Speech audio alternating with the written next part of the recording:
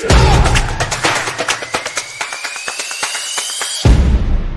And welcome friends, आप सभी का बहुत बहुत स्वागत है हमारे आज के सेशन में, जिसमें हम लोग यूपी करंट अफेयर्स का मैराथन का जो दंगल है, जिसकी शुरुआत आज से शुरू कर रहे हैं, उसमें बहुत बहुत स्वागत है दोस्तों आप सभी का।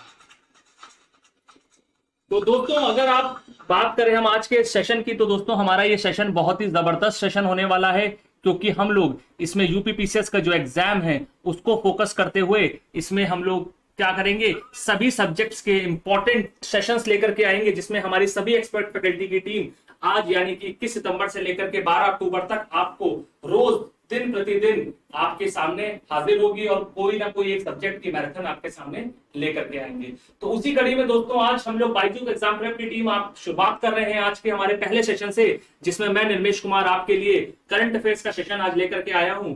तो दोस्तों, इस सेशन को शुरू करने से पहले आप सभी से रिक्वेस्ट है कि आप अपने दोस्तों के साथ इस सेशन का लिंक शेयर कीजिए, ताकि ज्यादा से ज्यादा आपके फ्रेंड्स हमारे साथ जुड़ सकें और इस धमाकेदार सेशन में अपनी करंट अफेयर की तैयारी को जांच पाएं, परख पाएं।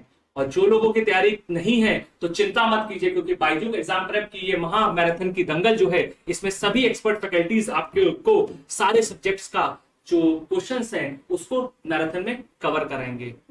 तो सभी तक मेरी आवाज क्लियर आ रही है कि नहीं आ रही है, एक बार कमेंट कर दीजिए। सभी तक मेरी आवाज क्लियर आ रही है? कुलसुम, ब्रिजभान, राजेश, प्रिंस, सुजाता, रुखसार, आयशा, कृष्ण, लक्ष्मी, अदिति, अरविंद, प्रणवी, अनामिका, रजत, प्रभा, संदीप, पल्लवी, कुलसुम, नवीन कुमार, प्रमोद, चंद्रा, लक्ष्मी, कृष्ण, पीयूष, सभी का बहुत बहुत स्वागत है। रजनी, समीक्षा, वेरी गुड इवनिंग फ्रेंड्स। तो सभी से रिक्वेस्ट रहेगा कि आप सेशन को ज्यादा से ज्यादा शेयर कीजिएगा और अपने दोस्तों के साथ भी इसको साझा कीजिएगा और लाइक जरूर कीजिएगा, ताकि इससे हमारी टीम जो कि आज इस सेशन को शुरू कर रही है उसका मनोबल बिल्कुल सातवें आसमान पे रहे और आपके लिए और भी जबरदस्त सेशन हमारे एग्जाम तक लेकर के आती जाए। तो चलिए दोस्तों शुरू करते हैं विदाउट वेस्टिंग एनी टाइम। आज का पहला सवाल देखते हैं क्या है दोस्तों। चलिए, तो दोस्तों अगर हम पहले सवाल की आज की बात करते हैं, which ministry and organization launch solved challenge 2021।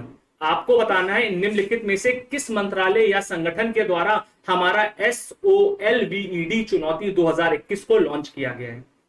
NITI Aayog के द्वारा, ministry of youth affairs and sports, department of science and technology, या फिर फाइनेंस मिनिस्ट्री यानी कि वित्त मंत्रालय।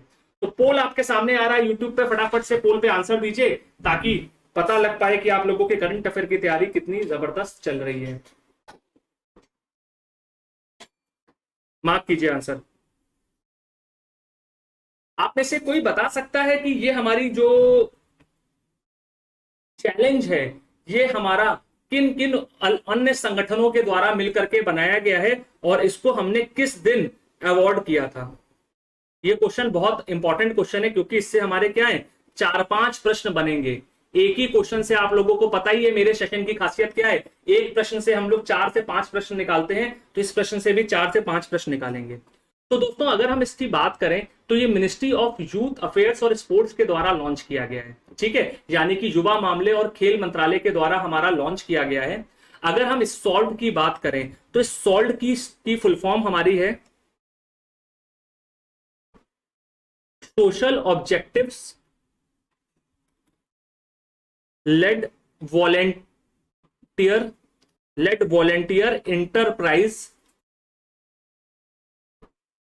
Enterprise development challenge.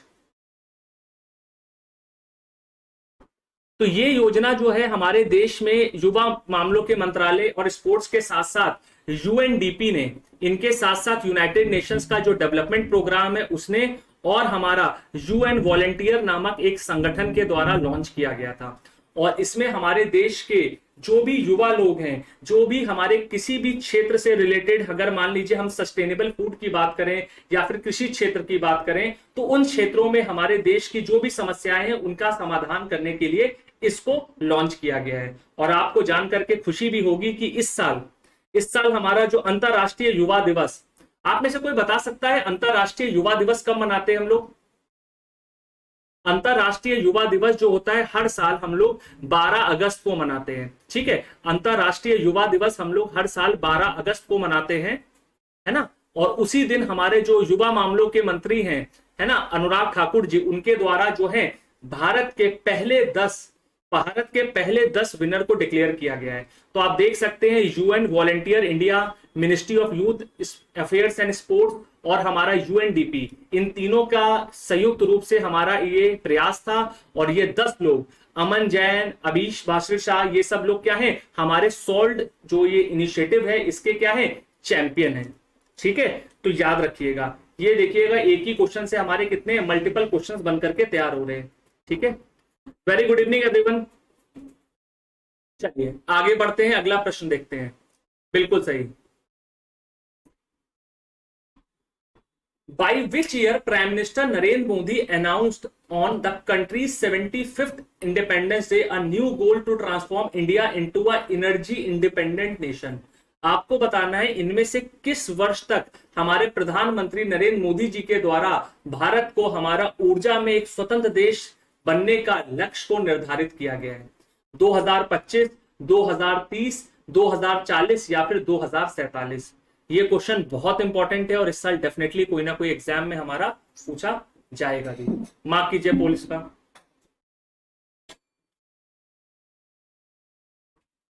Hello everyone, Nida, रिमझिम, सभी का बहुत बहुत स्वागत है। चलिए, तो अगर दोस्तों इस क्वेश्चन की बात करें तो भारत की आजादी के जब 100 ईयर्स हम लोग सेलिब्रेट कर रहे होंगे, यानी कि हमारी आजादी के 100 साल का हम लोग जश्न मना रहे होंगे, तब तक भारत जो है ऊर्जा स्वतंत्र देश हमारा घोषित हो चुका होगा। तो जो हमारी भारत सरकार के द्वारा जो विभिन्न प्रकार के रोड मैप्स बनाए गए हैं, चाहे वो अक्षय ऊर्जा के क्षेत्र में हो या किसी अन्य ऊर्जा के उत्पादन के क्षेत्र में हो, तो हम लोग 2047 तक ऊर्जा में क्या होंगे, स्वतंत्र देश घोषित हो चुके होंगे। चलिए अगला प्रश्न देखते हैं दोस्तों।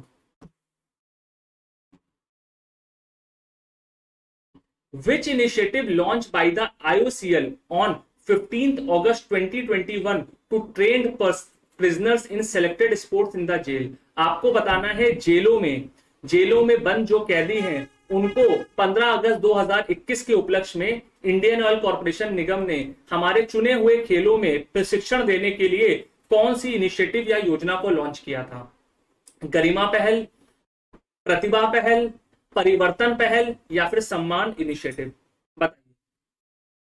हमारे देश के जो अलग अलग जेलों में बंद कैदी हैं उनको खेलों में प्रशिक्षित करने के लिए कौन सा इनिशिएटिव को लॉन्च किया गया है?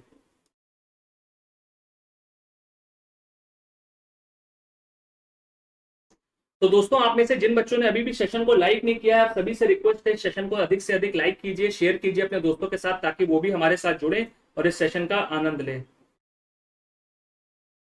तो आप में से जिन बच्चों ने ऑप्शन नंबर सी यानी कि परिवर्तन इनिशिएटिव को चुना है, तो बिल्कुल सही आंसर है परिवर्तन इनिशिएटिव, यानी कि उन कैदियों में परिवर्तन लाने को मद्देनजर रखते हुए हमारा आईओसीएल ने 15 अगस्त के उपलक्ष्य में इसको लॉन्च किया था।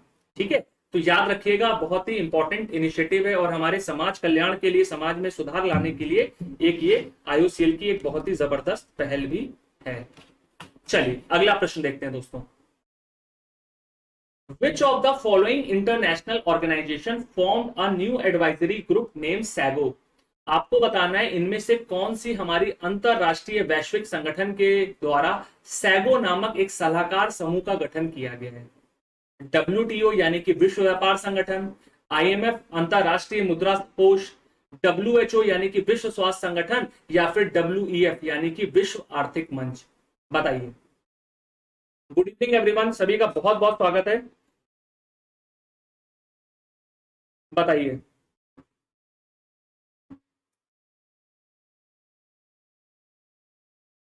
आप में से कोई बच्चा सैगो की फुल फॉर्म भी बता सकता है क्या?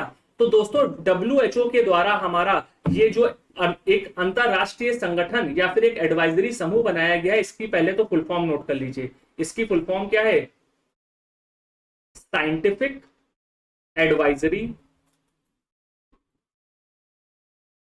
ग्रुप फॉर ओरिजिन ऑफ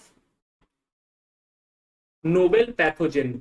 यानी कि जो भी हमारे पैथोजिन, यानी कि जो भी हमारे जीव जंतु होते जिससे कि हमारी काफी ज्यादा बीमारियां फैलती, जैसे कोविड पेंडेमिक भी था। आपने देखा कि एक छोटा सा वायरस ने कितना बड़ा पेंडेमिक का रूप ले लिया और पूरे विश्व को अपनी चपेट में ला दिया। तो भविष्य में कभी इस प्रकार का कोई भी पैथोजिन अगर जनरेट होता है तो उस पर हम ये साइंटिफिक एडवाइजरी जो ग्रुप है इस पर हमारा शोध कर सके, ताकि इससे निपटा जा सके और इसके वैक्सीन का हम लोग क्या कर सके, उचित प्रबंध भी कर सके। क्लियर है? तो ये साइंटिफिक एडवाइजरी ग्रुप जो है हमारा इसके लिए काम करेगा। क्लियर है? तो याद रखिएगा, ताकि अगर कोई भी ऐसा पैथोजिन जिसके अंदर पोटेंशियल है कि वो पेंडेमिक का रूप क्या कर सकता है, हासिल कर सकता है या उसको ग्रहण कर सकता है, तो उसको हम यहां पर स्टार्टिंग में ही रोक सकेंगे। चलिए अगला प्रश्न देखते हैं। In which state India first drone forensic lab and research centre started? आपको बताना है इनमें से भारत के कौन से राज्य में पहला हमारा ड्रोन फोरेंसिक लैब और रिसर्च सेंटर की शुरुआत की गई। उत्तर प्रदेश, केरला, तमिलनाडु या फिर दिल्ली? उत्तर प्रदेश, केरला, तमिलनाडु या फिर दिल्ली? मार्क कीजिए।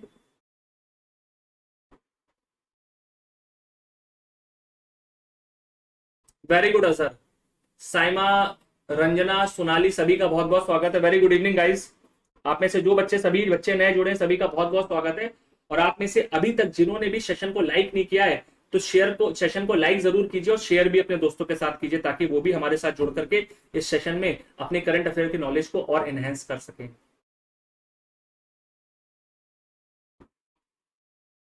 चलिए, तो दोस्तों अगर हम इस क्वेश्चन की बात करें तो इसका सही आंसर है केरला। तो केरला के तिरुवनंतपुरम में हमारा क्या है, ये हमारा भारत का पहला ड्रोन फोरेंसिक लैब बनाया गया है। ठीक है, आजकल आप देख ही रहे हैं कि जम्मू में हमारा ड्रोन से हमला किया गया था मिलिट्री बेस पे। तो इस प्रकार के भविष्य में ड्रोन से संबंधित जो भी हमें थ्रेट्स हैं इन पे रिसर्च और शोध करने के लिए हमारा तिरुवनंतपुरम में, केरला में ये रिसर्च सेंटर को विकसित किया गया है। ठीक है, चलिए अगला प्रश्न देखते हैं। Who became the 69th grand master of India? आपको पता ही है किस खेल से संबंधित है ग्रैंड मास्टर ऑफ इंडिया का खिताब जो है किस खेल में दिया जाता है? वाह वाह सचिन भाई, बहुत बहुत बढ़िया, बहुत बहुत धन्यवाद, आभार आपका। अच्छा, स्वाति का नाम नहीं लिया, चलिए स्वाति का नाम भी ले लिया। Good evening, good evening Antu. चलिए बताइए, आपको बताना है इनमें से किस खेल से हमारा पहला तो ग्रैंड मास्टर का खिताब जुड़ा हुआ है और भारत के 69th ग्रैंड मास्टर के रूप में कौन चुने गए हैं? हर्षित रजा, मोहम्मद आजम, दीपिका प्रधान या फिर अंकिता शर्मा? तो दोस्तों हमारा ग्रैंड मास्टर का जो खिताब होता है चेस के खेल में दिया जाता है और हाल ही में 20 वर्षीय पुणे के निवासी, इतना हिंट बहुत है, पोल पे आंसर दीजिए फिर आगे बताते हैं। माफ कीजिए, तो 20 वर्षीय पुणे के निवासी हर्षित रजा को यह खिताब से नवाजा गया है। तो याद रखिएगा, 20 वर्षीय पुणे के रहने वाले हर्षित को इस खिताब से हमारा नवाजा गया है। तो आप देख सकते हैं ये हर्षित रजा है ना, ये हर्षित रजा है जिनको इस खिताब से नवाजा गया है। ठीक है, याद रखिएगा। चलिए अगला प्रश्न देखते हैं। आपको बताना है इनमें से किस राज्य या केंद्र शासित प्रदेश ने हमारा प्रूफ ऐप को लॉन्च किया है ताकि हम ट्रांसपेरेंसी और अकाउंटेबिलिटी गवर्नेंस में बढ़ा सकें। यानी कि शासन में पारदर्शिता और जवाबदेही को बढ़ाने के लिए किस राज्य या केंद्र शासित प्रदेश ने प्रूफ ऐप को लॉन्च किया है? दिल्ली, कर्नाटका, उत्तर प्रदेश या फिर जम्मू एंड कश्मीर? हाँ सोनाली, बिल्कुल 70वें ऋत्विक हैं। तो दिल्ली, कर्नाटका, उत्तर प्रदेश या फिर जम्मू और कश्मीर में कौन से राज्य की सरकार ने हमारे शासन में ट्रांसपेरेंसी और अकाउंटेबिलिटी को बढ़ावा देने के लिए इसको लॉन्च किया है?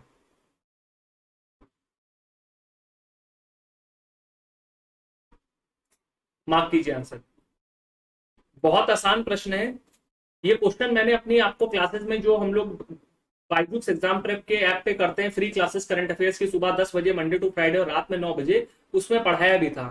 तो जम्मू कश्मीर के जो लेफ्टिनेंट गवर्नर साहब हैं मनोज सिन्हा जी के द्वारा इसको लॉन्च किया गया था। और अगर हम प्रूफ की बात करें तो प्रूफ की हमारी फुल फॉर्म क्या है? हमारा photographic record on site facility. ठीक है, तो हमारा जो फोटोग्राफ्स का हम लोग इस्तेमाल करेंगे ताकि हम जो हमारे शासन की जवाबदेही और क्या है पारदर्शिता को और बढ़िया तरीके से विकसित कर सकें। क्लियर है? चलिए आगे बढ़ते हैं। Who has been appointed as the brand ambassador of the Amway India? आपको बताना है इनमें से किसको हमने एमवे इंडिया का ब्रांड एम्बेसडर के रूप में चुना है। नीरज चोपड़ा, रानी रामपाल, पीवी सिंधु या फिर मीराबाई चानू। आपको बताना है इनमें से किसको हमने ब्रांड एम्बेसडर के रूप में चुना है एमवे इंडिया का। बताइए। हाँ, पीडीएफ वगैरह सभी मिल जाएगी रवि भाई। तो अगर मैं अपनी टीम से कोई सुनना हो तो मैं टीम से रिक्वेस्ट करूंगा आप एक टेलीग्राम का लिंक भी शेयर कर दीजिए हमारे स्टेट पीसीएस चैनल का, ताकि जो बच्चे हमारे साथ अभी टेलीग्राम पे नहीं जुड़े हैं आप लोग जुड़ जाइएगा। इस सेशन के समाप्त होने के तुरंत बाद आपको क्या है क्लास का जो पीडीएफ है वो भी मिल जाएगा। ठीक है, तो जुड़ जाइएगा ताकि और भी जो हमारे सेशन कल से होने वाले हैं 12 अक्टूबर तक के हमारे सभी फैकल्टीज के द्वारा, उसमें भी लिंक आपको मिल जाए ताकि आपके कोई भी इंपॉर्टेंट सेशंस जो भी एग्जाम तक के आने वाले हैं वो मिस ना हो आपके। तो दोस्तों अगर हम बात करें इसकी, तो ये जो है हमारा मीराबाई चानू, जो हमारी वेट लिफ्टर है मीराबाई चानू, उनको एमवे का ब्रांड एम्बेसडर के रूप में चुना गया है। तो याद रखिएगा हमारे एग्जाम्स में जो ब्रांड एम्बेसडर जैसे प्रश्न भी कई बार पूछे जाते हैं। तो मीराबाई चानू को हाल ही में एमवे ने अपना क्या है ब्रांड एम्बेसडर को चुना है। ठीक है, याद रखिएगा। चलिए बहुत बढ़िया, अगला प्रश्न देखते हैं। At which place first heart failure biobank in the country has come up? आपको बताना है इनमें से भारत के किस राज्य में पहला हमारा जो हृदय का जो हमारी गति रुक जाती है या फिर हार्ट फेलियर होता है उसके लिए एक बायो बैंक की स्थापना करी जाने वाली है। केरला, कर्नाटका, तमिलनाडु या फिर उड़ीसा। केरला, कर्नाटका, तमिलनाडु या फिर उड़ीसा, बताइए।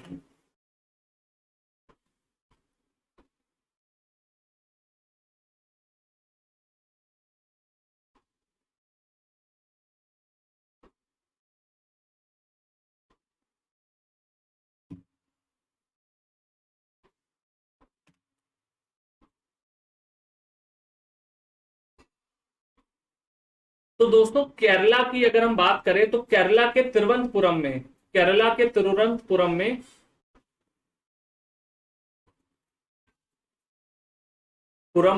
हमारा भारत का पहला हार्ट फेलियर बायो बैंक की स्थापना की जा रही है। क्या होता है ये बैंक जान लीजिए। आपने देखा होगा हृदय संबंधित कई प्रकार की बीमारियां हमारी होती है, जैसे हृदय का हमारी गति रुक जाना या फिर किसी प्रकार की हृदय में हमारा स्टेन वगैरह पड़ने जैसी समस्या। तो जितने भी हृदय की हमारी समस्याएं होती है इस पर ये शोध करेगा ताकि हम भविष्य में हम जो पेशेंट्स हैं या फिर जो इस पर डायग्नोसिस है उसको और अच्छा, आसान और सुगम बना सके। तो ये बायो बैंक जो है हमारा तिरुवनंतपुरम का जो हमारा एक संस्थान है SCTIMST यानी कि Shri Chitra tribunal institute for medical sciences and technology में स्थापित किया जाएगा। ठीक है, तो श्री चित्रा ट्रिब्यूनल है ना, tribunal institute for medical sciences and technology में स्थापित किया जाएगा, याद रखिएगा। ठीक है, वेरी गुड। हाँ, क्वेश्चन काफी आसान है। जो रेगुलर करंट अफेयर्स को अपडेट कर रहे हैं बच्चे उन सभी के लिए क्या है, उन सबके लिए करंट अफेयर्स काफी आसान है ये वाले। Very good. चलिए आपको बताना है इनमें से किसको हाल ही में कैशीफाई का ब्रांड एम्बेसडर चुना गया है। आपको बताना है इनमें से किसको हमारा कैशीफाई, हमारा एक किस प्रकार का प्लेटफॉर्म है कैशीफाई, आप में से कोई बता सकता है कैशीफाई किस प्रकार का प्लेटफॉर्म है? प्रियंका चोपड़ा जोन्स, रणवीर सिंह, दीपिका पदुकोण या फिर राजकुमार राव, इनमें से किसको इसका ब्रांड एम्बेसडर चुना गया है?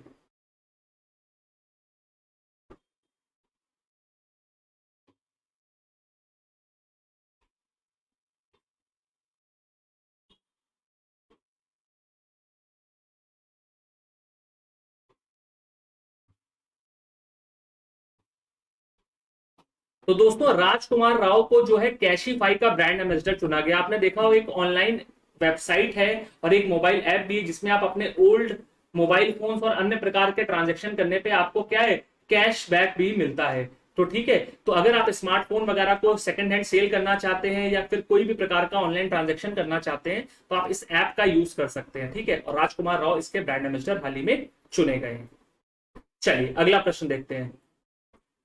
Which state and union territory became the first state and union territory to recognize community forest resource right in an urban area? आपको बताना है इनमें से कौन सा राज्य या केंद्र शासित प्रदेश भारत का पहला राज्य या केंद्र शासित प्रदेश बन गया है जिन्होंने शहरी इलाके में, जिन्होंने क्या करा है, शहरी इलाकों में हमारे जो सामुदायिक जो वन संसाधन अधिकार हैं उसको मान्यता प्राप्त कराई है। पहला ऑप्शन है दिल्ली, दूसरा चंडीगढ़, उत्तर प्रदेश या फिर जम्मू और कश्मीर। दिल्ली, चंडीगढ़, उत्तर प्रदेश या फिर जम्मू और कश्मीर में से कौन सा राज्य या केंद्र शासित प्रदेश है? तो क्वेश्चन आप देख रहे हैं एक्सप्रेस प्रेस से हमारा चला करेगा सभी मैराथन में। आज भी हमारी करंट अफेयर की मैराथन है, कल भी रहेगी और परसों भी रहेगी। 3 दिन हमारी नेशनल और इंटरनेशनल करंट अफेयर का सेशन रहेगा। उसके बाद नेक्स्ट डे यूपी स्पेशल और फिर यूपी बजट और इकोनॉमिक सर्वे रहेगा। तो दोस्तों अगर हम बात करें, हमारा जो चंडीगढ़ केंद्र शासित प्रदेश है वो भारत का पहला राज्य और केंद्र शासित प्रदेश बना है जिन्होंने शहरी क्षेत्रों में हमारे समुदायों को हमारा वन संसाधन अधिकारों की मान्यता प्रदान करी है। ठीक है, चलिए बहुत बढ़िया।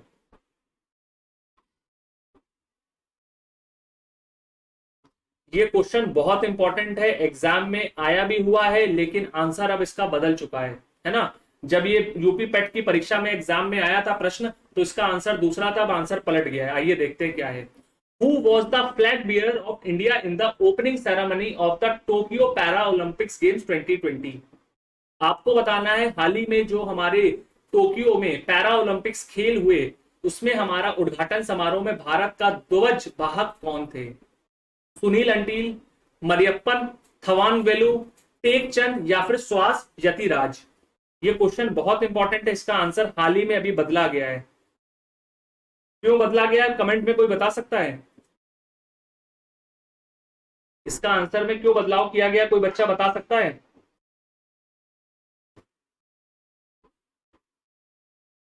मुझे पता था मैक्सिमम बच्चा जो है मरियप्पन थेमलालू के साथ जाएंगे, लेकिन भारत का जो फ्लैग बेरर थे उनको वो मरियप्पन थेमलालू थे, लेकिन जब ये जर्नी करके फ्लाइट में जा रहे थे हमारे टोक्यो ओलंपिक्स में तो ये कोविड पॉजिटिव हो गए थे, जिसके कारण क्या था लास्ट मोमेंट पे उनको चेंज करके टेक चंद को ये जो है ये जो ओपनिंग सेरेमनी में ध्वजवाहक का काम था वो प्रदान किया गया था। तो जेवलिन थ्रो करने वाले व्यक्ति हैं हमारे, जेवलिन थ्रो में इन्होंने पार्टिसिपेट किया था टेक चंद्र, जिन्होंने भारत का जो ध्वज है वो पैरा ओलंपिक्स में लेकर के चले थे। ठीक है, कितने लोगों को ये नहीं पता था? कितने लोगों को ये फैक्ट नहीं पता था? क्योंकि जितनी भी करंट अफेयर्स की पुरानी पुस्तकें हैं आप लोग पढ़ रहे थे 24 अगस्त से पहले, क्योंकि 24 अगस्त से पहले हमारा क्या था, ये इवेंट 24 अगस्त से स्टार्ट हुआ था, तो काफी किताबों में हमारा ये आंसर दिया है। तो आप लोग अपने न्यूज को अपडेट कर लीजिएगा, है ना। हाँ, इसको अपडेट कर लीजिएगा, तभी मैक्सिमम बच्चों का प्रश्न गलत हुआ और इसको मैं इसीलिए लेकर के आया हूं। ठीक है, तो याद रखिएगा। चलिए, नहीं नहीं बेटा, ये जेवलिन थ्रोअर है, टेकचंद जो है जेवलिन थ्रोअर है, भाला फेंकने वाले खेल में ये भारत का प्रतिनिधित्व इन्होंने किया था। ठीक है, चलिए तो ये देख सकते हैं टेकचंद जो है भारत का ध्वज लेकर के क्या है, भारत का ध्वज लेकर के ओपनिंग सेरेमनी में आगे चल रहे थे हमारे कंटिजेंट को लेकर के। बिल्कुल, हाँ, मैंने वैसे जिन्होंने पढ़ा था वो उनको तो बताया ही था, लेकिन जिन्होंने नहीं पढ़ा है काफी बच्चे गलत किए हैं, वो भी अपडेट कर लीजिएगा। हाँ बिल्कुल सोनाली।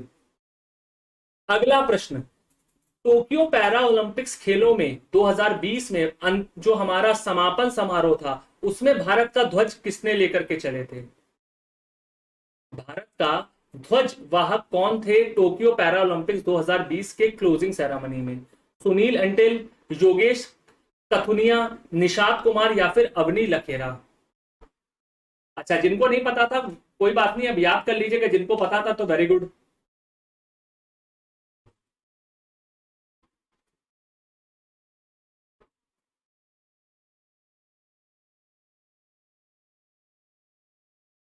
चलिए मार्क करिए। तो दोस्तों इसका सही आंसर है अवनी लखेरा। आप में से बता सकते हैं अवनी लखेरा ने भी भारत को गौरवान्वित करने वाले दो महत्वपूर्ण पल दिए हैं। आप में से कोई बता सकता है कि इस साल के जो टोक्यो पैरा ओलंपिक्स खेलों में अवनी लखेरा को किन किन खेलों में मेडल मिला है? कोई बता सकता है? देखिए, अवनी लखेरा को इस साल दो मेडल मिले हैं। पहला तो एक गोल्ड मिला है और एक क्या मिला है, एक ब्रॉन्ज मेडल मिला है।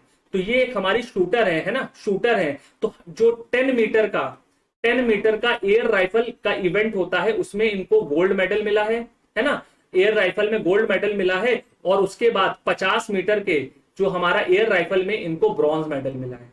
ठीक है, हमारा 50 मीटर में इनको ब्रॉन्ज मेडल मिला है। तो याद रखिएगा, इकलौते हमारे एथलीट हैं जिन्होंने हमारा पैरा ओलंपिक्स में दो अलग अलग प्रतिस्पर्धाओं में मेडल पाया है, एक गोल्ड और दूसरा ब्रॉन्ज। तो क्वेश्चन यहां पर घुमा करके भी आपसे पूछा जा सकता है, तो अच्छे से याद रखिएगा इसको सभी लोग। ठीक है, चलिए अगला प्रश्न देखते हैं। तो ये देख सकते हैं आप, अवनी लखेरा है, इनका जो गोल्ड मेडल वाला जो मेडल है उसके जब प्राइज सेरेमनी हो रहा था तब का ये पिक है। और आप क्लोजिंग सेरेमनी में भी देख सकते हैं भारत का तिरंगा लेकर के अवनी लखेरा जी जो है भारत का प्रतिनिधित्व कर रही थी। ठीक है, याद रखिएगा, इंपॉर्टेंट है सभी लोगों के लिए। आपको बताना है इनमें से उत्तर प्रदेश के किस शहर में उड़ान योजना के तहत हमारी पहली फ्लाइट मुंबई से टेक ऑफ करी?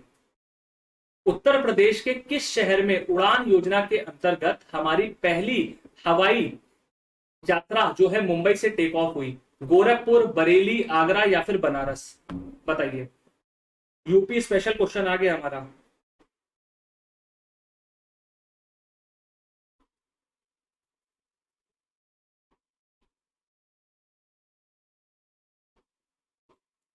आप में से जिन बच्चों ने अभी भी सेशन को लाइक नहीं किया है, क्योंकि ये बहुत नाइंसाफी है, बच्चे हैं 185 वाचिंग और लाइक मात्र 135 है। तो भैया 50 बच्चे जो है कंजूसी कर रहे हैं, है ना। तो अगर क्वेश्चन में और हमारी टीम भी इसी प्रकार कंटेंट देने में कंजूसी करेगी तो मजा नहीं आएगा आपको भी। तो ऐसे ही अगर आप भी लाइक नहीं कर रहे हैं तो हमको भी मजा नहीं आ रहा है।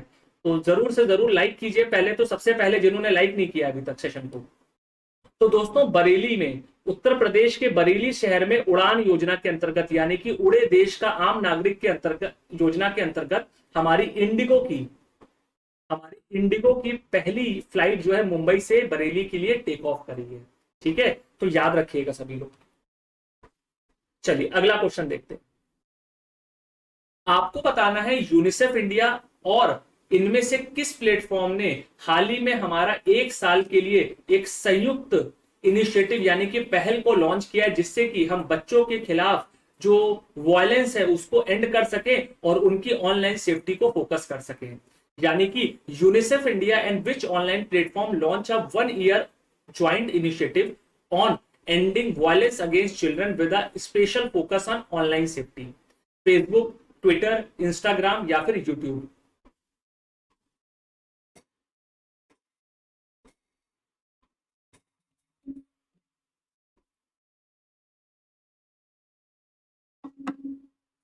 चलिए मार्क कीजिए इसका सही आंसर।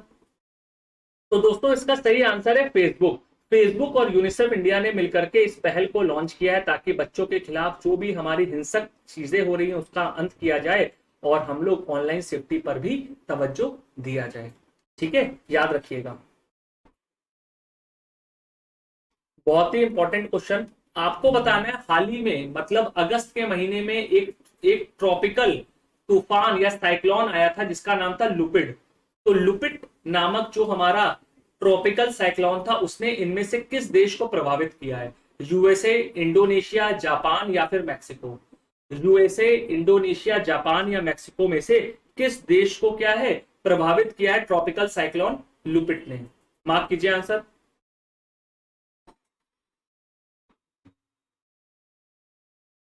मार्क कीजिए।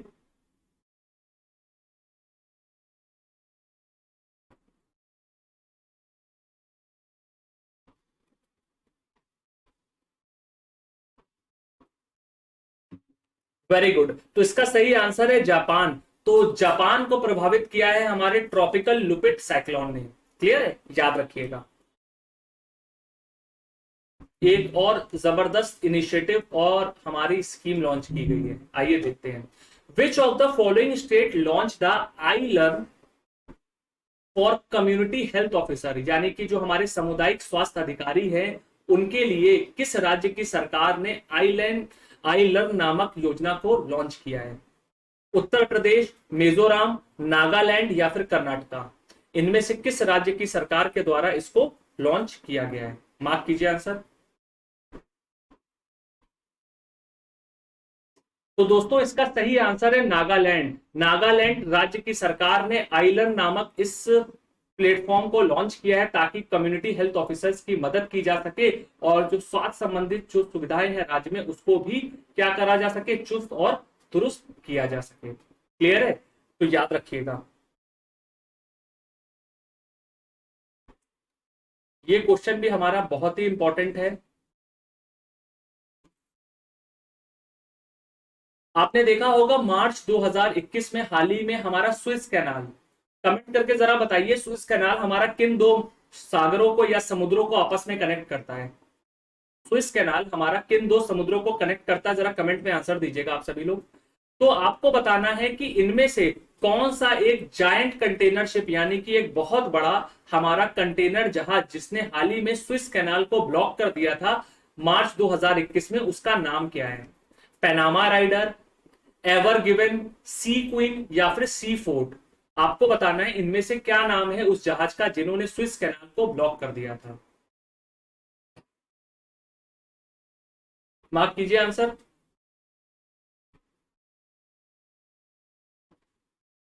तो दोस्तों इसका सही आंसर है एवर गिवन। एवर गिवन नामक जो हमारा ये जहाज है, अगर हम इस जहाज की बात करें दोस्तों तो ये आप जहाज देख सकते हैं और ये स्विस कैनाल है। आपने देखा होगा स्विस कैनाल हमारा क्या है, एक आर्टिफिशियल कैनाल बनाया गया है जो कि क्या करता है, हमारा मेडिटेरेनियन सी और रेड सी को आपस में इंटरकनेक्ट करता है ना, भूमध्य सागर और लाल सागर को आपस में कनेक्ट करने का काम करता है। मेडिटेरेनियन सी एंड रेड सी को आपस में कनेक्ट करने का कार्य करता है। और आपको जान करके हैरानी होगी कि 6 दिन तक ये जहाज हमारा यहाँ पे फंसा रहा था और वैश्विक व्यापार को यहाँ पे प्रतिदिन जो है लगभग $9 बिलियन का नुकसान हुआ था। लगभग $9 बिलियन का यहाँ पे वैश्विक व्यापार को हमारा नुकसान हुआ था लगातार 6 दिन। तो छठे दिन जाकर के ये जहाज जो है हमारा स्विस कैनाल से निकला था। हाँ बिल्कुल, तो ये हमारा एक बहुत बड़ा ट्रैफिक कनेक्टिंग का रूट भी है। ठीक है, तो इमेज से आपको काफी चीजें याद होंगी, इसको याद रखिएगा। इसका नाम भी देखिए यहाँ पे हमारा लिखा भी हुआ है ना, इसका नाम भी यहाँ पे देखिए लिखा हुआ है एवर ग्रीन। ठीक है, तो याद रखिएगा। ठीक है, एवर ग्रीन और नाम जहाज का क्या है, एवर गिवन है। ठीक है, क्योंकि कंपनी जो है हमारी एवर गिवन है, तो कंफ्यूज मत होइएगा एवर ग्रीन और एवर गिवन में। ठीक है, एवर गिवन नाम है, एवर ग्रीन कंपनी है। What was the target set by the India in the renewable energy generation by 2030? आपको बताना है भारत ने 2030 तक अक्षय ऊर्जा उत्पादन के लिए कितना लक्ष्य को निर्धारित किया है? 175 गीगावाट, 250 गीगावाट, 375 गीगावाट या फिर 450 गीगावाट? क्लियर है बेटा? ये शिप जो है हमारा, अगर हम बात करें ताइवान का था, ताइवान का शिप था, लेकिन इसको फ्रांस की कंपनी के द्वारा संचालित किया जा रहा था। ठीक है, तो एक मालवाहक जहाज था जिसके अंदर हमारे काफी बड़े बड़े कंटेनर्स और कंसाइनमेंट को एक जगह से दूसरी जगह ले जाने का काम करता है ये जहाज। ये क्वेश्चन बहुत इंपॉर्टेंट है और इस साल एग्जाम में आएगा।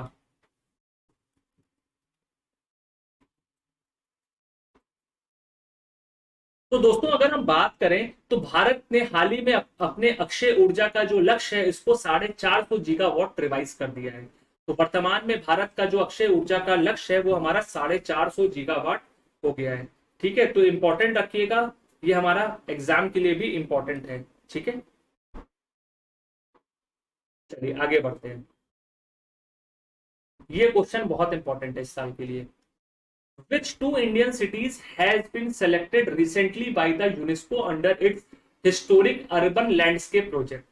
आपको बताना है ऐतिहासिक शहर जो हमारा शहरी परिदृश्य परियोजना के तहत भारत के किन दो शहरों को हाल ही में यानी कि 2021 में यूनेस्को के द्वारा चयनित किया गया है? आगरा और अयोध्या, कोणार्क और तिरुपति, ग्वालियर और ओरछा या फिर जयपुर और बनारस? आपको बताना है इनमें से किसको यहां पर चयनित किया गया है, बताइए।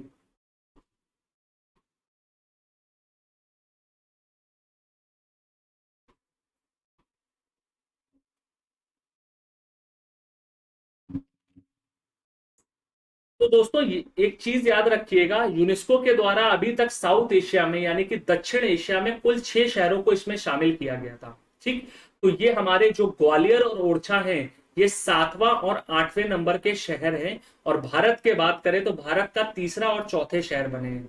इससे पहले भारत के 2 शहर, एक तो हमारा अजमेर और दूसरा हमारा वाराणसी क्या है, इसके लिए सेलेक्ट हो चुके हैं। तो अजमेर और वाराणसी पहले और दूसरे शहर हैं जो कि हिस्टोरिक अर्बन लैंडस्केप प्रोजेक्ट के अंतर्गत क्या है, हमारे सेलेक्ट हो चुके हैं। और वर्तमान में ग्वालियर और ओरछा भारत के तीसरा और चौथा शहर बन गए हैं। ठीक, और दक्षिण एशिया की बात करें तो ये हमारे 7वें और 8वें नंबर के शहर है।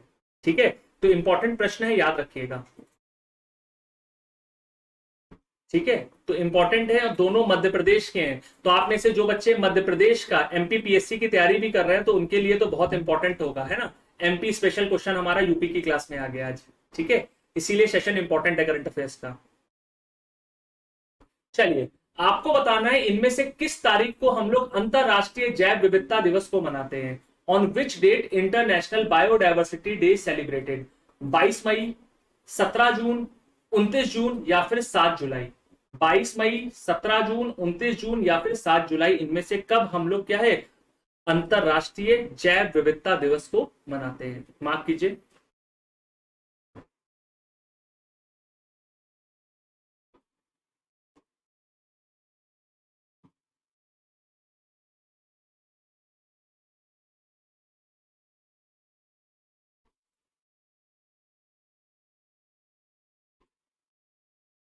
तो दोस्तों हर साल हम लोग 22 मई को अंतरराष्ट्रीय जैव विविधता दिवस मनाते हैं। अगर हम 2021 की बात करें, अगर हम इसके 2021 की थीम की बात करें तो इसकी थीम क्या है, we are part of the solution. We are the part of the solution क्या है, इसकी इस साल की थीम है। ठीक है, तो याद रखिएगा इंपॉर्टेंट डेज और थीम्स का भी एक प्रश्न हमारा क्या होता है, हर साल प्रारंभिक परीक्षा में होता ही होता है। चाहे कोई भी स्टेट्स का एग्जाम हो या कोई भी परीक्षा हो, एक प्रश्न रहता ही है हमारा। इन अगस्त 2021 which paramilitary forces commissioned its first 2 women officer in combat। यानी कि युद्ध के लिए हमारी जो अर्धसैनिक बल है, उन्होंने किस अर्धसैनिक बल ने पहली 2 भारतीय अधिकारियों को हमारे अपने युद्ध के बेड़े में शामिल किया है। तो ये क्वेश्चन दोस्तों बहुत इंपॉर्टेंट है और इन दोनों महिला अधिकारियों के नाम भी आपको पता होने चाहिए। तो पहले इसका बताइए कौन सी पैरामिलिट्री फोर्स है, सीआरपीएफ, आईटीबीपी, सीआईएसएफ या फिर बीएससी।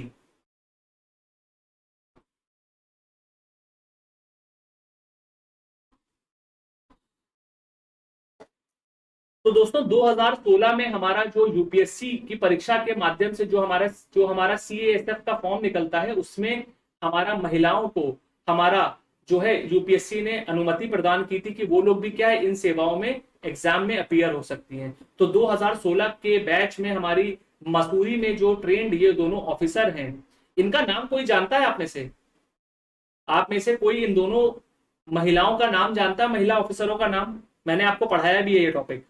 तो इंडो तिब्बतियन बॉर्डर जो हमारा पुलिस है, इंडो बॉर्डर जो पुलिस है, वहां पे 2 अधिकारियों को हमारा क्या है चुना गया है। और इन दोनों महिला अधिकारियों का नाम क्या है, एक का नाम क्या है प्राकृति, है ना, एक का नाम प्राकृति है और दूसरे का नाम क्या है दीक्षा है। ठीक है, प्राकृति और दीक्षा वो 2 पहली भारतीय महिला ऑफिसर हैं जो कि हमारे आईटीबीपी में पैरा मिलिट्री फोर्सेस में हमारे कॉम्बैट के लिए जाएंगे। क्लियर है, तो प्रकृति और दीक्षा इन दोनों का नाम याद रखिएगा, इंपॉर्टेंट है दोस्तों। ठीक है, 100% आ सकता है ये प्रश्न। तो आप देख सकते हैं ये हमारा इस साल का जो सेरेमनी था उसमें आप देख सकते हैं हमारी एक जो महिला ऑफिसर है उनका चित्र भी आपके सामने मैंने इसीलिए साझा किया है।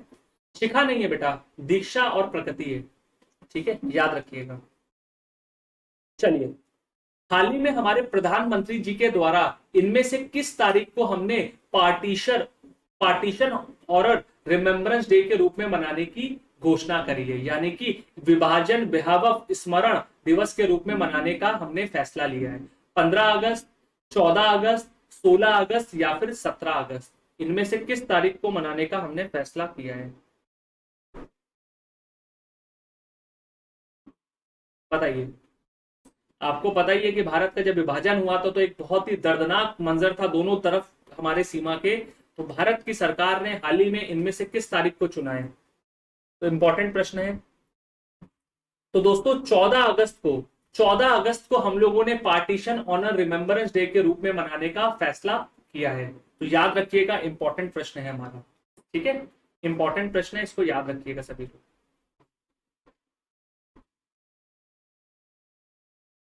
अगला प्रश्न देखते हैं। Which Indian airport has been ranked as the best airport of the country as per the Skytrax World Airport Award 2021 list? हाल ही में हमारा स्काईट्रैक्स नामक एक संगठन है, उसने दुनिया भर के हमारे एयरपोर्ट्स को हमारा बेस्ट फैसिलिटी के अकॉर्डिंग उनको रेट किया है। तो आपको बताना है इस सूची में भारत का कौन सा एयरपोर्ट को रैंक में सबसे ऊपर यानी कि सर्वश्रेष्ठ हवाई अड्डे के रूप में चयनित किया गया है। दिल्ली हवाई अड्डा, मुंबई हवाई अड्डा, हैदराबाद हवाई अड्डा या फिर हमारा बैंगलोर का हवाई अड्डा, इनमें से कौन से हवाई अड्डे को इसमें चुना गया है? ये क्वेश्चन भी इंपॉर्टेंट है, ये रैंकिंग बहुत इंपॉर्टेंट है। तो दोस्तों अगर हम इस क्वेश्चन की बात करें और जो बच्चों ने इस रैंकिंग को अच्छे से पढ़ा है और समझा है वो दुनिया का सर्वश्रेष्ठ हवाई अड्डे का नाम बता सकते हैं कमेंट में? हमारे दुनिया के सर्वश्रेष्ठ हवाई अड्डे का नाम बता सकते हैं आप? तो दोस्तों अगर हम भारत की बात करें तो भारत का दिल्ली हवाई अड्डा जो है इस रैंकिंग में 45वें पायदान पर है और भारत में सभी हवाई अड्डों में क्या है, सर्वश्रेष्ठ हवाई अड्डे के रूप में चयनित किया गया है। वहीं पर हैदराबाद जो है दूसरे नंबर पर है जिसकी 64वीं रैंक है। तीसरे नंबर पे भारत में मुंबई है 65वें पायदान पर और बैंगलोर का हवाई अड्डा जो है 71वें पायदान पर है। और वहीं पर अगर हम दुनिया के सर्वश्रेष्ठ हवाई अड्डे की बात करें तो कतार दोहा का जो हमारा हामद हवाई अड्डा जो है दोहा का, वो हमारा सर्वश्रेष्ठ हवाई अड्डे के रूप में चुना गया है।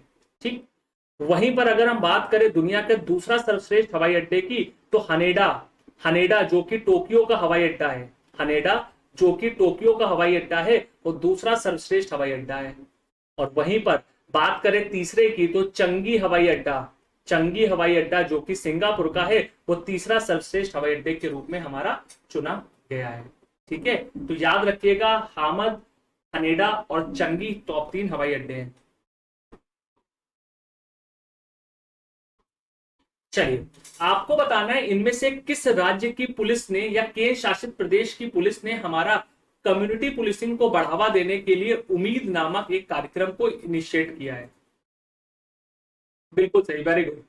आपको बताना है इनमें से किस राज्य की पुलिस ने हमारा कम्युनिटी पुलिसिंग को बढ़ावा देने के लिए उम्मीद नामक इस कार्यक्रम को लॉन्च किया है? उत्तर प्रदेश, दिल्ली, महाराष्ट्र या फिर मध्य प्रदेश?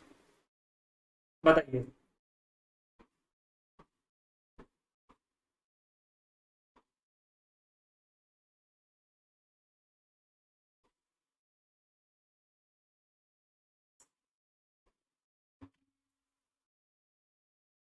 तो दोस्तों दिल्ली पुलिस के द्वारा इस कार्यक्रम को चलाया गया ताकि हम क्या कर सके, कम्युनिटी पुलिसिंग कार्यक्रम को हम लोग क्या कर सके, बढ़ावा दे सके। तो आप देख सकते हैं पीस एंड हार्मनी यानी कि हमारी शांति को बढ़ावा देने के लिए दिल्ली पुलिस के द्वारा जो है इस कार्यक्रम को हाल ही में हमारा लॉन्च किया गया है।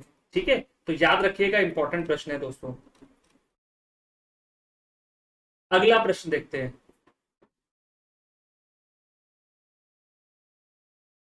Which country will host the second United Nations World Geospatial Information Congress in October 2022? आपको बताना है अगले साल यानी अक्टूबर 2022 में इनमें से कौन सा देश हमारा जो है संयुक्त राष्ट्र विश्व भू स्थानिक सूचना कांग्रेस का मेजबानी करेगा? फ्रांस, भारत, यूनाइटेड किंगडम या जापान?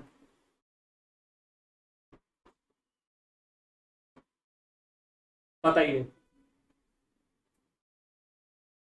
तो जो बच्चे रेगुलर क्लासेस कवर कर रहे हैं, एग्जॉस्टिवली करंट अफेयर पढ़ रहे हैं, उनके लिए क्वेश्चन बहुत आसान होंगे, है ना, उनके लिए काफी आसान है। क्योंकि आपको पता है बायजूस एग्जाम प्रेप पे हमारा जो डेली करंट अफेयर का एनालिसिस होता है यूट्यूब पर भी होता है, जिसमें बसु कटारा सर यूट्यूब पे लेते हैं और मैं आपके बायजूस एग्जाम प्रेप के ऐप पे लेता हूं। तो जो लोग हमारे डेली करंट अफेयर का सेक्शन अटेंड करते हैं, इसके अलावा रात में मैं 9 बजे करंट अफेयर्स का एमसीक्यू कराता हूं जिसमें हमने पिछले 1 साल के current affairs, important dates and everything cover किया है, उनके लिए करंट अफेयर्स कोई टफ चैलेंज नहीं है। उनको ये लग रहा होगा कि ये करंट अफेयर हमने पढ़ा हुआ है, ये सब है ना। तो आपके लिए एक प्रैक्टिस है। लेकिन जो बच्चे पहली बार हमारे इस चैनल पर आए हैं, जिनके लिए ये सब नया है, तो आप लोग आज ही हमारे बायजूस एग्जाम प्रेप ऐप को डाउनलोड करें, हमारे टेलीग्राम चैनल पे जुड़े, ताकि आपको क्लासेस का लिंक मिल करके इन सब क्लासेस में आप एक्सेस पा करके अपनी नॉलेज को भी बाकी स्टूडेंट्स के लेवल पे ले जा सकें। क्योंकि रियल कंपटीशन आपका एग्जाम में इन्हीं स्टूडेंट से है जो कि हमारे प्लेटफॉर्म पे ऑलरेडी काफी टाइम से पढ़ रहे हैं और ट्रेंड हो रहे हैं। अब आपका नंबर है, एग्जाम से पहले जुड़िए और ऐप को डाउनलोड कीजिए। तो दोस्तों अगर हम बात करें भारत में, भारत के हैदराबाद में हमारा क्या होना है, अक्टूबर 2022 में ये सम्मेलन आयोजित होना है। अच्छा, कोई बता सकता है कि अक्टूबर 2022 में ये जो सम्मेलन होना है, इसकी थीम या विषय क्या है? इसकी थीम और विषय भी हमारा अभी से घोषित कर दिया गया है। इसका थीम या विषय क्या है? अगर हम इसकी थीम की बात करें, इसकी थीम है towards Jio enabling the global village, है ना। Towards Jio enabling the global village क्या है, इसकी हमारी थीम है। ठीक है, याद रखिएगा। चलिए आगे बढ़ते हैं। आपको बताना है इनमें से किसके द्वारा इंडियाज 71st ईयर टेस्ट नामक पुस्तक को लिखा गया है। राजेंद्र कालरा, विनोद सिंह, ए शिवाथानु पिल्लई या फिर R Kaushik. India 71 year test नामक पुस्तक किसके द्वारा लिखा गया है? हाल ही में भारत में ने आपने देखा होगा कि हमारा जो ऑस्ट्रेलिया में 71 साल के बाद टेस्ट सीरीज को जीता था, उसी के उपलक्ष्य में हमारा क्या है, हमारा ये किताब को लिखा गया है। तो बहुत ही इंपॉर्टेंट है। खेल जगत में जो लोग रुचि रखते हैं वो लोग इसके बारे में जरूर जानते होंगे, है ना। वो लोग बिल्कुल जानते ही होंगे इसके बारे में। तो दोस्तों इसका सही आंसर की बात करें तो आर कौशिक के द्वारा हमारा इस पुस्तक को लिखा गया है। तो भारत ने हाल ही में आपने देखा होगा जनवरी के महीने में जब ऋषभ पंत ने एक बहुत जबरदस्त पारी खेली थी और चेतेश्वर पुजारा ने भी एक टेस्ट मैच ड्रॉ कराया था और उसके बाद भारत 2-1 से टेस्ट सीरीज जीता था, तो उसी पर यह पुस्तक हमारी लिखी गई है। और भारत की बी टीम ने ऑस्ट्रेलिया की ए टीम को हराया था इस श्रृंखला में। चलिए अगला क्वेश्चन देखते हैं। Which country is building the Linglong 1, the world first commercial small modular reactor? आपको बताना है कौन सा देश दुनिया के पहले वाणिज्य छोटे मॉड्यूलर रिएक्टर, जिसका नाम क्या है, लिंगलोंग 1 है, उसका निर्माण कर रहा है। चाइना, जापान, साउथ कोरिया या फिर Russia? China, Japan, south Korea या फिर रशिया, इनमें से कौन से देश ने हमारा ये बना रहा है? तो दोस्तों आप में से जिन स्टूडेंट्स ने अभी तक सेशन को लाइक नहीं किया है, आप सभी से रिक्वेस्ट है सेशन को लाइक करिए, ताकि हमारी टीम का भी मनोबल बढ़े और आपके लिए इस सेशन को और इस प्रकार के सेशंस को लेकर के आते रहें।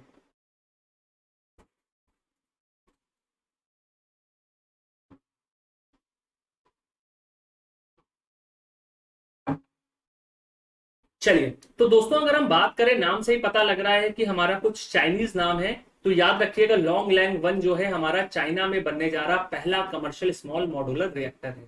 ठीक है, चलिए आपको बताना है हाल ही में WWF यानी कि वर्ल्ड वाइल्ड लाइफ फंड और UNFP यानी कि यूनाइटेड नेशन इन्वायरमेंटल प्रोग्राम के द्वारा एक संयुक्त रूप से एक रिपोर्ट को प्रकाशित किया गया था। तो उनमें हमारे दुनिया के कई जानवरों को जो कि हमारे प्रोटेक्टेड एरियाज के बाहर रह रहे हैं और हमारे जो क्या कहते हैं हमारे संरक्षण के लिए भी बहुत ज्यादा इंपॉर्टेंट है, उस पर इन्होंने एक बहुत ही तीखी टिप्पणी की थी। तो आपको बताना है इनमें से कौन से जानवर की बात इस रिपोर्ट में कही गई है जो कि भारत में प्रोटेक्टेड क्षेत्र के बाहर लगभग अपनी 35% आबादी के साथ रह रहा है। यानी कि इनमें से कौन से जानवर की आबादी की कुल 35% संख्या हमारे देश के प्रोटेक्टेड क्षेत्रों से बाहर बस रही है। टाइगर, एलिफेंट, लाइन या फिर लेपर्ड, बताइए। तो दोस्तों अगर हम इस प्रश्न की बात करें तो इसका सही आंसर क्या है, हमारा बाघ यानी कि टाइगर है। तो ये रिपोर्ट में हमारे कई जानवरों पे इन्होंने स्रोत करके बताया भी है कि कई सारे जानवर जो हैं हमारे अभी भी अनप्रोटेक्टेड एरियाज में रह रहे हैं, जिसके कारण ह्यूमन एनिमल जो कॉन्फ्लिक्ट है वो दिन प्रतिदिन बढ़ता जा रहा है। आपने अक्सर देखते होंगे कि हमारे इंसानी बस्तियों में तेंदुआ या बाघ आ जाता है या शेर आ जाता है, जिससे बचने के लिए लोग उनका शिकार कर दे रहे हैं। तो इससे उन जानवरों के जो हमारे प्राकृतिक आवास है, आजकल हमारा अर्बनाइजेशन के कारण यानी कि नगरीकरण के कारण वो भी सिकुड़ते जा रहे हैं, और इनका जो जीवन है वो भी क्या होता जा रहा है, दिन प्रतिदिन चुनौतीपूर्ण और कठिन होता जा रहा है। ठीक है, तो इसमें हमारे कुछ जानवरों के बारे में स्रोत किया गया है, मैं आपको बता देता हूं। भारत में लगभग 35% बाघ जो है वो हमारे प्रोटेक्टेड एरिया के बाहर रह रहे हैं भारत में। अगर हम अफ्रीकन लॉयंस की बात करें तो लगभग 40% जो आबादी है अफ्रीकन लॉयंस की, वो हमारा क्या है, वो भी हमारा अनप्रोटेक्टेड एरिया में है। ठीक, वहीं पर अगर हम बात करें एलिफेंट की, तो अगर हम 70% पॉपुलेशन जोड़ लें एलिफेंट्स की, जो कि हमारे एशिया और अफ्रीका इलाके में है, वो क्या है, वो हमारे क्या है, वो हमारे प्रोटेक्टेड एरिया के बाहर है। अच्छा, आप में से कोई बता सकता है प्रोटेक्टेड एरिया का मतलब क्या है? हम जो प्रोटेक्टेड एरिया या संरक्षित क्षेत्र की बात कर रहे हैं, तो भारत में हमारे प्रोटेक्टेड एरिया बाघों के लिए कौन से हैं? Tiger reserve, tiger reserve, national park, ये सब क्या है, हमारे संरक्षित क्षेत्र बनाए गए हैं, और इसके बाहर जो भी जानवर रहते हैं वो हमारे आउटसाइड प्रोटेक्टेड एरिया के में माने जाते हैं। ठीक है, तो याद रखिएगा, इंपॉर्टेंट है।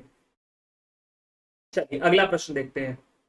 आपको बताना है इनमें से किस संगठन के द्वारा हंगर वायरस मल्टीप्लाइज नामक रिपोर्ट को प्रकाशित किया गया है। तो बहुत ही खतरनाक ये रिपोर्ट प्रकाशित की है, और इसमें एक बहुत ही चिंताजनक एक आंकड़ा भी आया है। आप में से काफी बच्चे इसके बारे में जानते भी होंगे। तो आपको बताना है हंगर वायरस मल्टीप्लाई नामक रिपोर्ट किसके द्वारा प्रकाशित की गई है। यूनिसेफ, एफएओ, ऑक्सफैम या फिर Bill and Melinda Gates foundation के द्वारा। हाँ बिल्कुल, आकांक्षा, कामना, चंद्रेश सभी ने सही आंसर बताया है। अभिषेक, सभी का सही आंसर है टाइगर रिजर्व।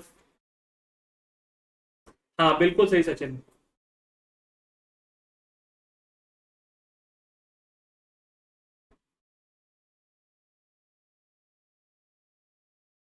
तो दोस्तों ऑक्सफैम इंटरनेशनल, जो कि एक प्रकार की हमारी प्राइवेट और एनजीओ संगठन है, उसके द्वारा इस रिपोर्ट को प्रकाशित किया गया है। और आपको जान करके हैरानी होगी, पूरे दुनिया में पर मिनट यानी कि हर एक मिनट 11 लोगों की मृत्यु होती है। किसके कारण? सिर्फ भूख के कारण। पूरे दुनिया में प्रति मिनट 11 लोगों की मृत्यु होती है। किसके कारण? भूख के कारण। तो ऑक्सफैम इंटरनेशनल की ये रिपोर्ट क्या है, हमारे लिए एक बहुत ही चिंता का विषय है। तो आप लोग अगर मेंस के लिए भी इसको रिपोर्ट का इस्तेमाल कर सकते हैं, अगर हंगर रिलेटेड कोई भी प्रश्न आता है तो। अच्छा, अजहर भाई का नाम नहीं ले रहे? अरे अजहर भाई, आपका नाम दिखा नहीं मेरे को। चलिए बहुत बढ़िया अजहर भाई। चलिए अगला प्रश्न देखते हैं। आपको बताना है हाल ही में इनमें से किस देश में ईगल एक्ट नामक यानी कि ईगल अधिनियम नामक एक बिल या फिर एक अधिनियम हमारा क्या है, चर्चा में था। आपको बताना है ईगल एक्ट नामक एक हमारा बिल या फिर अध्यादेश इनमें से किस देश में चर्चा में था। यूएसए, ब्रिटेन, रशिया या ऑस्ट्रेलिया।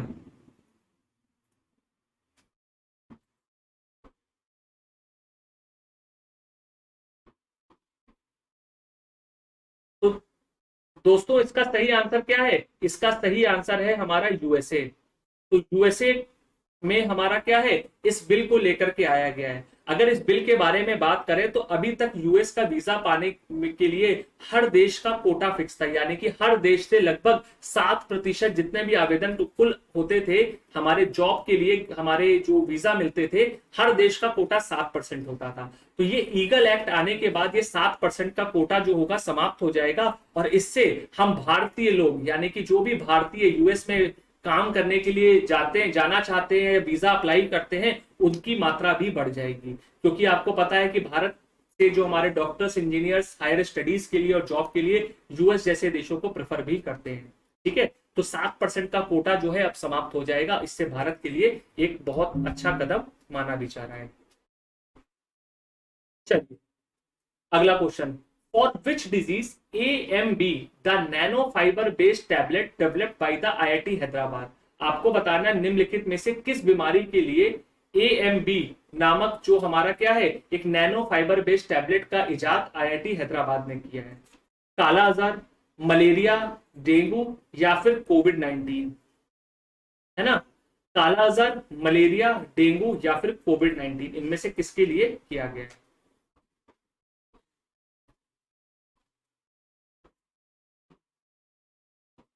तो दोस्तों हमारा कोविड-19 के बाद जो फंगस रिलेटेड बीमारियां हो रही हैं, है ना, फंगस रिलेटेड जो बीमारियां हो रही है उसकी रोकथाम के लिए हमारा IIT हैदराबाद ने इसको विकसित किया है। और काला अजहर एक फंगस टाइप की बीमारी है जिसके लिए भी ये हमारा इस्तेमाल में आएगा।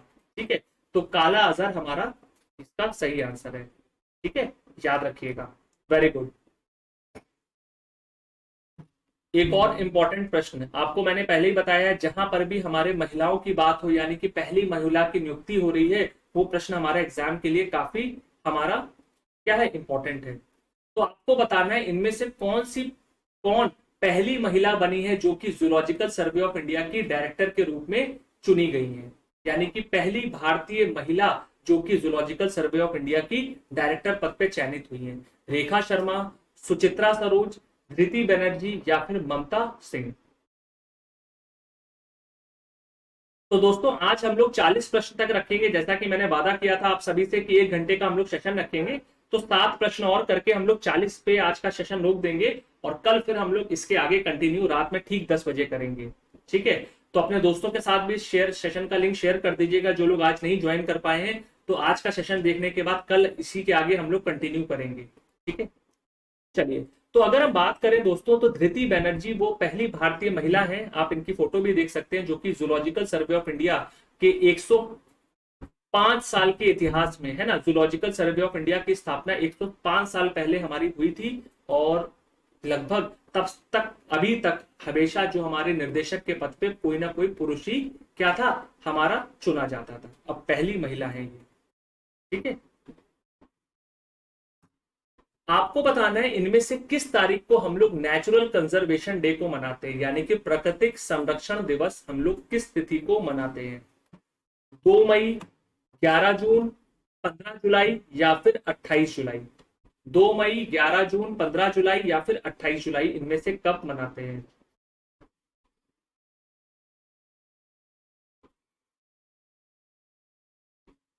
तो दोस्तों अगर हम इस प्रश्न की बात करें तो इसका सही आंसर है 28 जुलाई। 28 जुलाई को हम लोग प्राकृतिक संरक्षण दिवस मनाते हैं। और अगर हम इस साल की इसकी थीम की बात करें, अगर हम लोग इस साल इसकी थीम या विषय की बात करें तो इसका थीम क्या है हमारा? Forest and livelihood. Forest and livelihood, sustaining people and planet. Sustaining people and planet क्या है इस साल इसका थीम है। ठीक है, तो इंपॉर्टेंट डेज में इसको भी शामिल कर लीजिएगा, एग्जाम के लिए इंपॉर्टेंट है दोस्तों। ठीक, चलिए आगे बढ़ते हैं। आपको बताना है जो पुस्तक young Bharat hero of today, young Bharat hero of today नामक पुस्तक को इनमें से किसके द्वारा लिखा गया है? दिलवीर सिंह भंडारी, अंजलि उपाध्याय, समर सोनी या फिर माधव भंडारी? इनमें से किसके द्वारा हमारा young Bharat hero of today नामक पुस्तक को लिखा गया है? बताइए।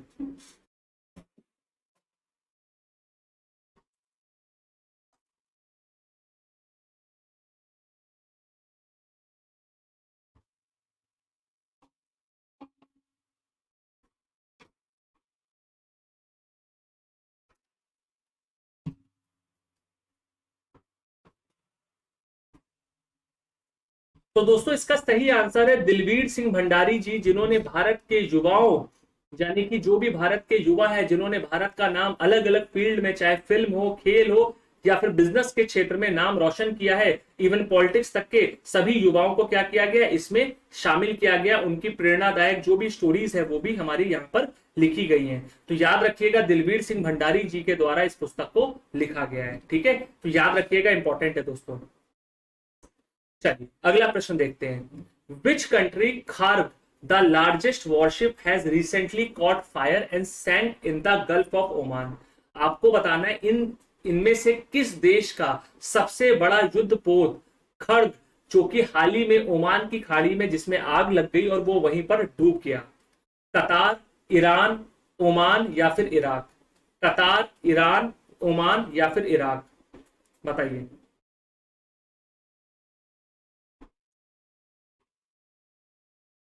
तो दोस्तों, आप में से जिन बच्चों ने अभी तक सेशन को लाइक नहीं किया है, जरूर लाइक कीजिएगा। और जो बच्चे पहली बार मेरा सेशन देख रहे हैं, आप लोग अगर रिकॉर्डेड सेशन देख रहे हैं तो आप सभी से रिक्वेस्ट है, कमेंट करके अपना फीडबैक जरूर बताइएगा कि सेशन में इन क्वेश्चंस को आप लोग जानते थे कि नहीं जानते थे। और अगर जानते थे तो आप कितने क्वेश्चंस को सही कर पा रहे, कमेंट में मुझे जरूर बताइएगा। मैं आपके कमेंट्स आगे भी देखूंगा। तो दोस्तों, इसका सही आंसर क्या है हमारा? ऑप्शन नंबर बी, यानी कि ईरान। ईरान का जो जहाज था, अगर आप इमेज में देखेंगे तो गल्फ ऑफ ओमान में इसमें आग लगी थी और यहीं पर ये क्या हो गया था, डूब गया था। ठीक है, तो याद रखिएगा, इंपॉर्टेंट है। खार्ग नामक ये जहाज है ना, खार्ग नामक ये जहाज है। ठीक, चलिए आगे बढ़ते हैं। Which program was launched by the NITI Aayog to promote and support deep science based startups? आपको बताना है हमारे नीति आयोग के द्वारा विज्ञान आधारित स्टार्टअप को बढ़ावा और समर्थन देने के लिए इनमें से कौन सा कार्यक्रम की शुरुआत की गई? M prime, M high, M master या फिर एम चैम्प, बताइए कौन सा कार्यक्रम की शुरुआत की गई?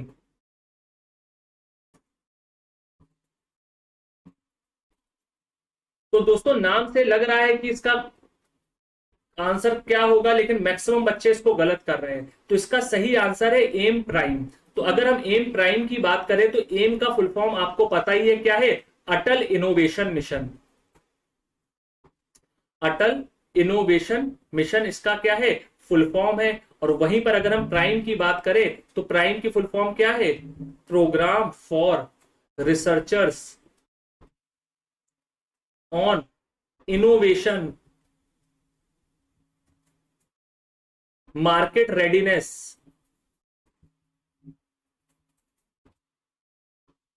And entrepreneurship. ठीक है, programme for researchers on innovation, market readiness and entrepreneurship इसकी थीम है और ये हमारा एम प्राइम के नाम से है। ठीक, चलिए आगे बढ़ते हैं।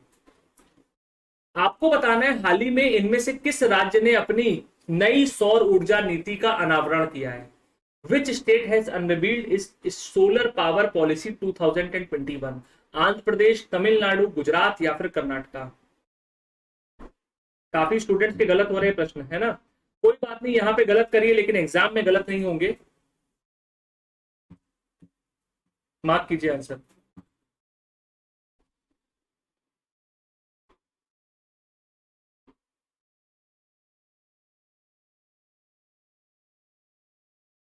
तो दोस्तों, इसका सही उत्तर क्या है? Option number C, Gujarat. Gujarat की सरकार ने हाल ही में अपनी नई क्या करी है? नई सौर ऊर्जा नीति का अनावरण किया है। चलिए सेकंड लास्ट क्वेश्चन देखते हैं आज का। आपको बताना है हाल ही में नरेंद्र मोदी जी ने इनमें से किस राज्य में ग्रैंड एनीकट कैनाल सिस्टम का अनावरण किया है या फिर उसका आधारशिला रखी है? In which state PM Narendra Modi has laid the foundation stone of the Grand Anicut Canal System? Tamil Nadu, Rajasthan, Andhra Pradesh या फिर बिहार?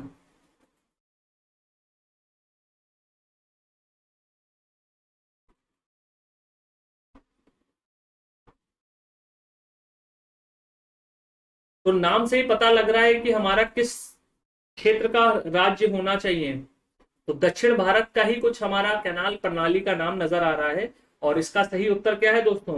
हमारा तमिलनाडु है। तो तमिलनाडु में हमारे जो प्रधानमंत्री जी का हाल ही में दौरा हुआ था, उसी में उन्होंने ग्रैंड एनिकट कैनाल सिस्टम प्रणाली का हमारा क्या किया था? अनावरण भी किया था। ठीक है, चलिए आगे बढ़ते हैं। लास्ट क्वेश्चन आज का देखते हैं। On which date world desertification prevention day celebrated? आपको बताना है इनमें से किस तारीख को हमारा विश्व मरुस्थलीकरण रोकथाम दिवस को हम लोग मनाते हैं? 2 मई, 17 जून, 15 जुलाई या फिर 28 जुलाई को? बताइए, लास्ट प्रश्न है आज का।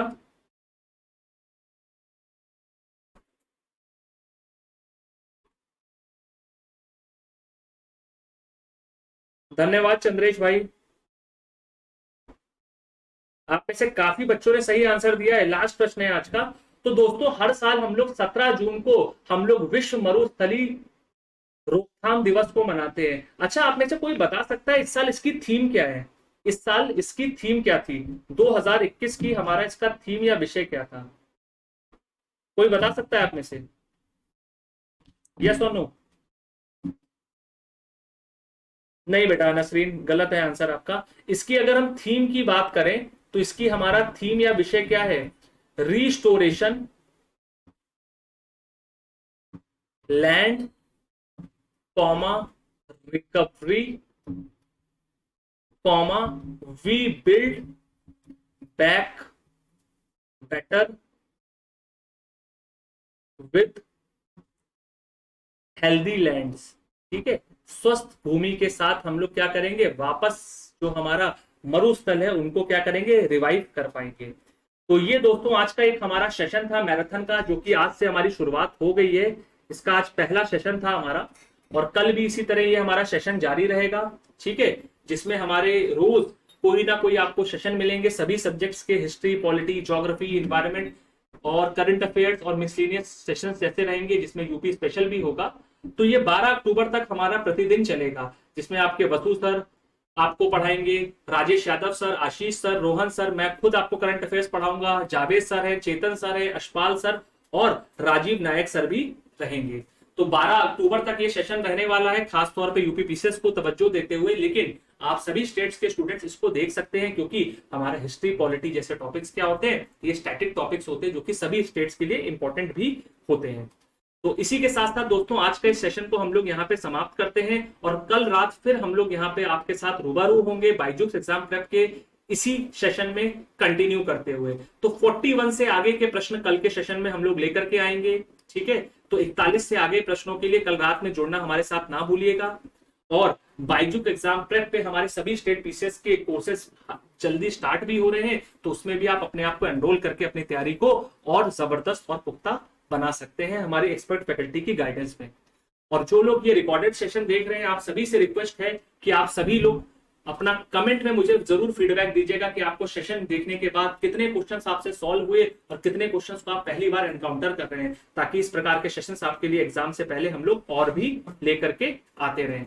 तो धन्यवाद दोस्तों, यहाँ पे सेशन को एंड करते हैं, और मैं टीम से रिक्वेस्ट करता हूं कि आप बच्चों को एक बार टेलीग्राम शेयर का लिंक भी शेयर कर दीजिए, ताकि बच्चे हमारे साथ टेलीग्राम पे जुड़ जाएं, और सेशन के एंड होने के 5 मिनट के बाद ही आपको हम लोग इस क्लास की पीडीएफ भी दे देंगे आंसर मार्क के साथ।